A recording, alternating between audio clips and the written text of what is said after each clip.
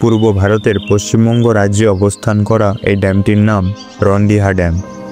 ড্যামটি পূর্ব বর্ধমান জেলার ডুলসি ব্লকের রন্ডিহা গ্রামের মধ্যে অবস্থান করায় এর নাম দেওয়া হয়েছে রন্ডিহা ড্যাম। ড্যাম সহ তার চারপাশের জায়গাগুলো যত সুন্দর, তেমনি পুরো গ্রামটিও। কিন্তু এখানকার আমি সমস্ত দৃশ্য বা ফুটেজ আপনাদের সামনে তুলে ধরতে পারবো না, কারণ কিছুদিন আগে আমার ফোনটি অটো ফরম্যাট হয়ে যায়, তার জন্য ক্ষমা করবেন। কিন্তু কথায় আছে না, যা আছে তাই নিয়েই চলা ভালো। তাহলে চলুন, যা আছে তাদেরই গল্প শুনুন। রন্ডিহা ড্যাম জায়গাটির সৌন্দর্য আমি খুব ভাগ্যবশতভাবে দুবার উপভোগ করতে পেরেছি। প্রথমবার খুব তাড়াহুড়ো করে, দ্বিতীয়বার আরাম করে মজা নিই। আর দুইবারেরই এক্সপিরিয়েন্স একেবারেই আলাদা। প্রথমবার যেদিন গেছিলাম সেদিন সকাল 10টার আগে ঘরে ফিরতে হবে বলে একদম সকাল সকাল ঠিক 6টার সময় আমি আর আকাশদা মিলে বেরিয়ে পড়ি আমাদের ডেস্টিনেশন রন্ডিহা ড্যামের দিকে।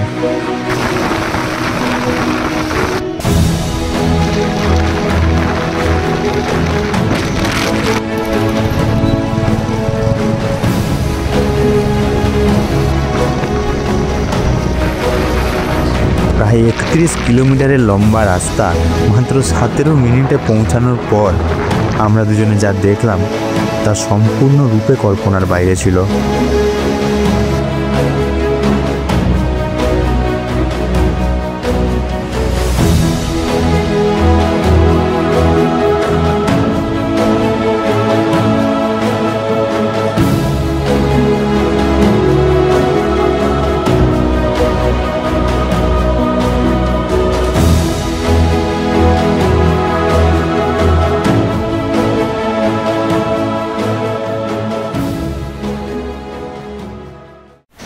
জায়গাটিকে ওপর থেকে দেখে কোনো কিছু চমৎকারের থেকেও কম মনে হয়নি। শুধু তাই নয়, জায়গাটিতে গিয়ে সেদিন যেন এক অন্য রকমের শান্তি খুঁজে পেলাম। চারপাশটা কত শান্ত পরিবেশ, কোনো রকমের কোনো জনসমাগম বা লোকেদের কোনো ভিড় নেই, না কিছু। ছিল শুধুমাত্র জলের খেলা করার শব্দমালা, সদ্য বৃষ্টি হওয়া মাটির গন্ধ, আর কোথাও মনে হচ্ছিল পাশে থাকা গাছগুলিও যেন এই শান্তির মাঝে হেসে ফেলে নিজেদের জীবন কাটাচ্ছে। প্রায় 2.5 ঘন্টা ওখানে কাটানোর পর যাতে ঘরে ফিরতে দেরি না হয়ে যায়, তাই আমরা খুব তাড়াহুড়ো করে আবার রওনা দিই আমাদের ঘরের দিকে, এবং তার সাথে আমরা আবার আমাদের নিত্য জীবনের সঙ্গে ব্যস্ত হয়ে পড়ি। কিন্তু প্রায় 1 মাস পর, যখন বছর প্রায় শেষের দোরগোড়ায় এবং সকালগুলো শিশির ভেজা কুয়াশাচ্ছন্ন, ঠান্ডায় শরীর যখন কোথাও নড়তে নারাজ, তখন হঠাৎ করে আমার 3 দিদি আর এক বান্ধবী মিলে প্ল্যান করলো আমরা 5 জনে মিলে ওই রন্ডিহা ড্যামে যাব। তারপর আর কি, ওরকম একটা জায়গাতে যাওয়ার সুযোগ হাতছাড়া করি কী করে। তাই পরের কোনো রবিবার দেখে আমরা 5 জনে মিলে ফের রওনা দিই দ্য রন্ডিহা ড্যামের দিকে।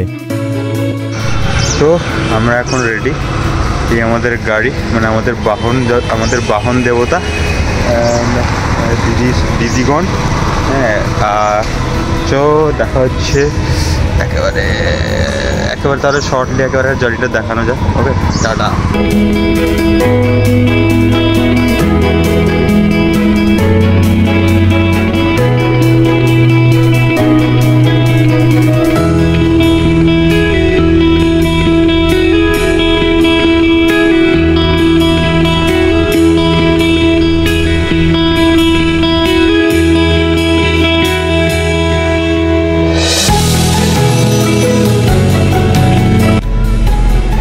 এইবার সোজা ড্যামে না গিয়ে ওই রাস্তাতেই ক্ষেত্রপাল মন্দির নামে এক মন্দির আছে, আমরা আগে সেখানে যাই।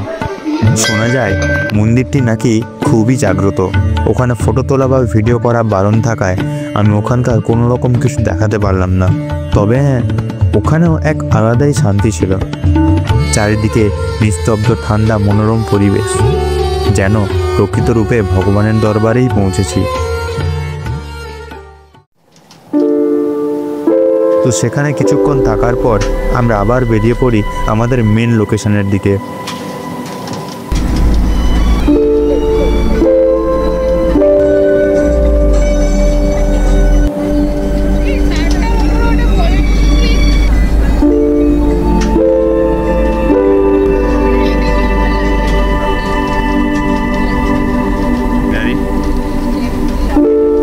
ওখানে পৌঁছানোর পর দেখি জায়গাটা আর আগের দিনের মতো নেই, লোকে লোকারণ্য হয়ে রয়েছে।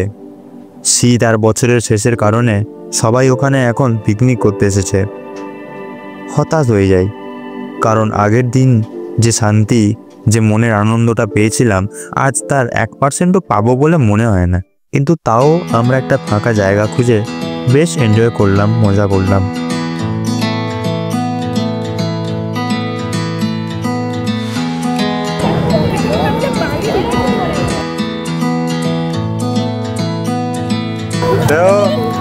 On your mark, get set. Hey, hey, hey. এতে তোমার নাম লিখে দেব। চলে ধুয়ে যাবে বাবা রে, চলে ধুয়ে যাবে, হৃদয়ে তোমার নাম লিখে দেব। হাতের কাজটা করো। হৃদয় তোমার নাম কি? তারপরে বদনাম হয়ে যাবে। বদনাম হয়ে যাবে। বাবা গো, বদনাম হয়ে যাবে। বাবা গো।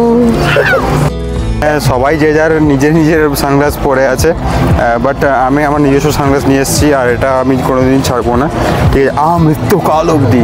তো আমার এটাই, আর কি সুন্দর, আমি সূর্যের দিকেও তাকাতে পারবো। সো বাদ বাকি ভিডিওগুলো দেখবেন, ঠিক আছে। ভিডিওটা ভালো লাগে সাবস্ক্রাইব করবেন, লাইক করবেন, আর পারলে একটা কমেন্ট করবেন। ওকে, চা চা। আনন্দ, মজা, কিছু ফটোশ্যুট। এবার কোনো জায়গায় গিয়ে যদি ছবি না তোলা হলো, তাহলে আর কি হলো? অনেকের কাছে কোথাও গিয়ে বা কোনো কিছু করে ছবি তোলা মানে শুধুমাত্র ফ্লেক্স করা হলেও আমার কাছে তার স্মৃতি কুড়ানোর একমাত্র চাবিকাঠি। তাই ছবি বা ভিডিও অল্প করেই রাখি। যাই হোক, কিছু ফটোশ্যুটস আর কিছুটা নিজেদের সঙ্গে টাইম স্পেন্ড করতে করতে খুব তাড়াতাড়ি দুপুর গড়িয়ে গেল, যা আমাদের ঘরে ফেরার ইঙ্গিত পরিবহন করে। তাই আমরা আর কিছুক্ষণ থেকে ওই জায়গা থেকে বিদায় নিই। তবে যাওয়ার আগে একটি শেষ কথা, আগের দিনের মতো এদিনটা আর অতটা উপভোগ করতে পারলাম না ঠিক। কোথায় নির্জন জলের আওয়াজ, প্রকৃতির ডাক, আর কোথায় অনবরত বাজতে থাকা ভোজপুরি গান বা ডিস্কোওয়ালা গান, তাই না? এদের মধ্যে তুলনা করাটাও বোধহয় পাপ। তো যাই হোক, এই হলো রন্ডিহা ড্যাম, আর এখানে কাটানো আমার বা আমাদের কিছু মুহূর্ত। কখনো সুযোগ পেলে এই জায়গাটিতে একবার সকাল বা ভোর নাগাদ আসবেন। আপনার মন ভরানোর দায়িত্ব এই জায়গাটি নিজেই নিয়ে নেবে। বেলা গড়িয়ে গেলে হাজারটা মানুষের সঙ্গে শেয়ার করতে হবে তা। ভালো থাকবেন সকলে।